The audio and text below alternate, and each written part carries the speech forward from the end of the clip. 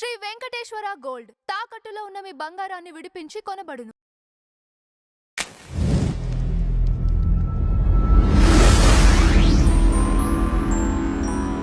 నమస్కారం నాగార్జున గారు. నమస్తే అంజీ గారు. నాగార్జున గారు, తిరుపతి లడ్డు విషయంలో కల్తీ జరిగిందని చెప్పేసి నిర్ధారణ.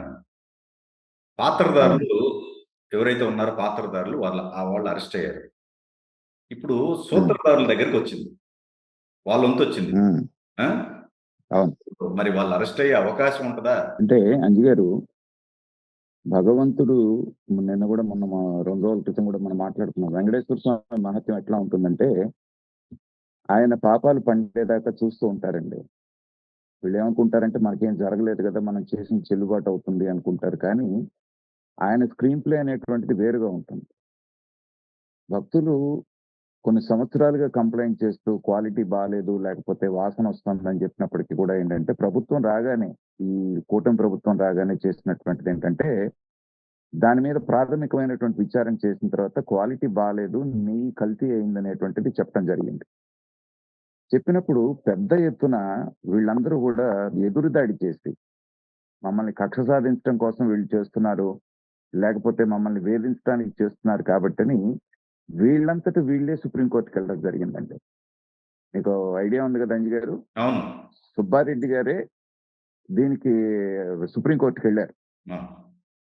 వెళ్ళినప్పుడు సుప్రీంకోర్టు ఏం చెప్పిందంటే, సరే ఇప్పుడు కేంద్ర ప్రభుత్వ సంస్థతో దర్యాప్తు చేస్తున్నాము, అలాగే మీకు స్టేట్ కి సంబంధించిన వీళ్ళు ఏమనుకున్నారు, అసలు పూర్తిగా స్టేట్ గవర్నమెంట్ తో సంబంధం లేకుండా అచ్చంగా సిబిఐకి అప్పచెప్తే, వీళ్ళకి ఏవైతే మిగతా కేసుల్లో సిబిఐకి అప్పచెప్పిన వాటన్నిటిలో వీళ్ళు ఎలా అయితే కోర్టుకు వెళ్లకుండా ఎగ్గొట్టి సంవత్సరాల తరబడి దశాబ్దాలు గడిపేస్తున్నారో అలాగే జరుగుతుందని చెప్పేసుకొని వాళ్ళు అనుకున్నారు.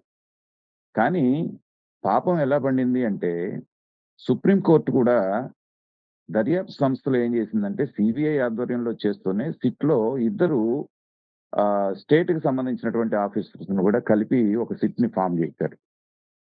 దీని ద్వారా భగవంతుడు ఏం చేశారంటే, వాళ్ళు చేయబోయినటువంటి దాన్ని వాళ్ళ మెడకే చుట్టాడు.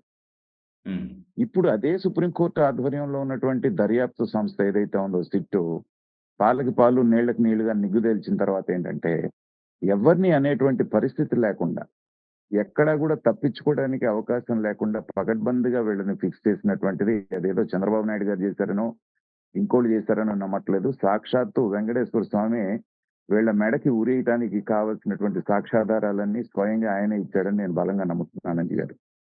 ఎందుకంటే కేవలం సిబిఐ ఎంక్వైరీ ఇస్తారు అనేటువంటి భావనలో వాళ్ళు వెళ్ళినప్పుడు ఇప్పుడేం మాట్లాడుతున్నారు, అసలు చంద్రబాబు నాయుడు గారు సుప్రీంకోర్టుని మేనేజ్ చేస్తారు, సిబిఐని మేనేజ్ చేస్తారు, మిగతా అన్ని వ్యవస్థల్ని ఆయన కేంద్ర ప్రభుత్వంలో పవర్ఫుల్ గా ఉన్నారు కాబట్టి మేనేజ్ చేశారని గగ్గోలు పెడుతున్నారండి గారు. కానీ వీళ్ళు చేసినటువంటి దుర్మార్గాలు ఏవైతే ఉన్నాయో అవన్నీ క్లియర్ గా, ఒక బ్యాచ్ లోనో లేకపోతే దేంట్లోనో కల్తీ జరిగింది అంటే కొంత మనం అర్థం చేసుకోవచ్చండి. కానీ పూర్తిగా కొన్ని సంవత్సరాల పాటు అసలు నెయ్యి అనేది లేకుండా సప్లై చేసినటువంటి కంపెనీ 1 లీటర్ పాలు కానీ లేకపోతే ఇది చేయకుండా నెయ్యి సప్లై చేశారంటేనే ఇది ఎంతటి దారుణానికి ఒడిగట్టారు అనేటువంటిది తెలుస్తా ఉంది. తర్వాత సుబ్బారెడ్డి మాజీ పిఏని అరెస్ట్ చేయడం జరిగింది. దాంట్లో ఉన్నటువంటి అతని ద్వారా కావాల్సినటువంటి సమాచారాన్ని మొత్తాన్ని రాబట్టడం జరిగింది. తర్వాత ఏం చేశారంటే, మళ్ళీ అతనితోటి కోర్టులో కేసు వేయించారు. ఏమని, నన్ను బెదిరించి సుబ్బారెడ్డి గారి పేరు చెప్పించారనో ఇంకోటనో చేయడం జరిగింది. కాబట్టి ఎన్ని పిల్లి మొగ్గులు వేయాలో అన్ని పిల్లి మొగ్గులు వేశారు. నిన్న ధర్మారెడ్డి గారిని పిలిచి విచారించినటువంటి సందర్భంలో ఖచ్చితంగా ఆయన గుట్టు విప్పినట్టుగా మనకు చెప్తున్నారు.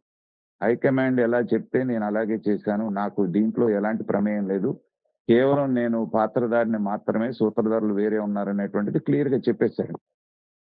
అయితే హైకమాండ్ ఎవరు, మీతో చేయించినటువంటి వాళ్ళు ఎవరు అంటే అది మాత్రం ఇంకా రివీల్ చేసినట్టుగా లేదు. కాబట్టి వాళ్ళు సుబ్బారెడ్డి గారిని 13వ తారీఖు అంటే రేపు రమ్మన్నట్టున్నారు. సో మరి ఆయన విచారణకు గనక హాజరైతే ఖచ్చితంగా సుబ్బారెడ్డి పాత్ర దీంట్లో లేకుండా ఉంటాం అనేటువంటి సమస్య లేదు అంజి గారు. ఎందుకంటే నిబంధనలు మార్చి అంతకుముందు ఒక కంపెనీ దాంట్లో పార్టిసిపేట్ చేయడానికి కావాల్సినటువంటి నిబంధనలు ఏవైతే పెట్టారో ఆ నిబంధనల్ని, ఆ అర్హతల్ని తగ్గించి పనికిమాలిన కంపెనీలన్నీ కూడా దీంట్లోకి ఎంటర్ అవ్వడానికి కావాల్సినటువంటి ఏదైతే వాళ్ళు చేశారో అదే ఇవాళ వాళ్ళ మెడకు చుట్టుకోబోతుందండి గారు. ఓకే. ఖచ్చితంగా సుబ్బారెడ్డి గారిని ఎంక్వైరీ చేసిన తర్వాత కొన్నాళ్ల పాటు చేసినటువంటి కరుణాకర్ రెడ్డిని కూడా దీంట్లోకి పిలిచి మాట్లాడాల్సినటువంటి అవసరం ఉంది. సో సుబ్బారెడ్డి గారిని ఎప్పుడైతే విచారణకు పిలిచారో వైసీపీ అనేటువంటిది పూర్తిగా గందరగోళంలో పడ్డదండి. ఇవాళ చూడండి వాళ్ళు ఎలాంటి పిల్లి మొగ్గలు వేస్తున్నారో, ఎలాంటి మాటలు మాట్లాడుతున్నారో. సో వచ్చేసారు కదా సకల శాఖ మంత్రి మాజీ, వచ్చేసి ఏం చెప్తున్నాడు, అసలు ఇదేంటి అదేంటి, దీంట్లో ఇది లేదు కదా, దాంట్లో అది లేదు కదా అని టెక్నికల్ పాయింట్స్ అన్ని మాట్లాడటానికి ప్రయత్నం చేసినటువంటి పరిస్థితి చూస్తూ ఉంటే ఏంటంటే పూర్తిగా దీంట్లో కూరుకుపోయాము అనేటువంటిది వాళ్ళకి అర్థమైపోయింది. నంబర్ 1. రెండోది ఇప్పుడు వినిపిస్తుంది ఏంటంటే అంజి గారు, ధర్మారెడ్డి అని ఏదైతే ఆయన అధికారం చెలాయించాడో జగన్మోహన్ రెడ్డి గారు ఉన్న నాళ్ళు అతను అమిత్ షాకి అత్యంత సన్నిహితుడు అనేటువంటిది బయట వినిపిస్తున్నటువంటి మాట. అమిత్ షా గారి అండదండలు అతనికి ఉన్నాయి, అతన్ని ఏమీ చేయలేరు ఎవరు అనేటువంటి పరిస్థితి అక్కడ ఉన్నప్పుడు ఏంటంటే అమిత్ షా కూడా ఇతన్ని ఎంక్వైరీ చేయండి, దీంట్లో నిగ్గు తేల్చండి అన్న తర్వాత మాత్రమే ధర్మారెడ్డిని వీళ్ళు పిలిచారనేటువంటిది వినిపిస్తోంది. కీలక ఎవరైతే ఇన్స్ట్రక్షన్స్ ఎవరిచ్చినప్పటికీ కూడా పాత్రధారి మొత్తం అంతా తనే నడిపినటువంటి ధర్మారెడ్డికి పూర్తి వివరాలు తెలుసు కాబట్టి ఆ వివరాలన్నీ క్లియర్ గా సిట్టు ముందు అతను చెప్పడం జరిగింది కాబట్టి దీంట్లో నుంచి ఎవ్వరూ తప్పించుకోలేరు అనేటువంటిది మనకి తేటతెల్లం అవుతుంది అంజి గారు. కాకపోతే నాకు ఆశ్చర్యం వేస్తున్నటువంటి విషయం ఏంటంటే ఎక్కడ హిందుత్వ అని చెప్పేసి లేకపోతే ఒక చిన్న హిందువులకి ఏదన్నా ఇబ్బంది జరిగి పొలిటికల్ మైలేజ్ వస్తుందన్న దగ్గర బయలుదేరేటువంటి హిందూ సంఘాలు అనేటువంటి ముఖ్యంగా బీజేపీకి సంబంధించినటువంటి సంఘాలు ఎవ్వరూ కూడా ఇంతవరకు దీని మీద నోరెత్తకపోవటం, గట్టిగా విమర్శించకపోవటం, నిజంగా ఇదే పరిస్థితి తమిళనాడు టెంపుల్లోనో జరిగి ఉంటే ఎలా ఉండేదో ఒక్కసారి ఊహించుకోండి అంజి గారి పరిస్థితి. అల్ల కల్లోలం అయిపోయేది స్టేట్ అంతా.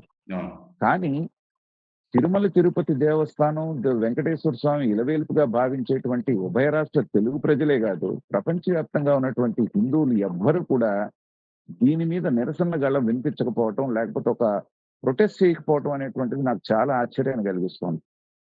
నిన్న నాకు అవుట్ ఆఫ్ క్యూరియాసిటీ కొంతమంది హిందూ సంఘాలలో మిత్రులు ఉంటే వాళ్ళకి ఫోన్ చేసి ఏంటయ్యా పరిస్థితి అంటే, సార్ మా వరకు మేము ఖండించాం కానీ రాజకీయంగా ఈ బీజేపీ వైపు నుంచి మిగతా వైపు నుంచి ఎవరు ఏ రకమైనటువంటి మాట మాట్లాడకుండా మౌనంగా ఉంటున్నారు అంటే నిజంగా ఆశ్చర్యం వేస్తుంది అంజి గారు.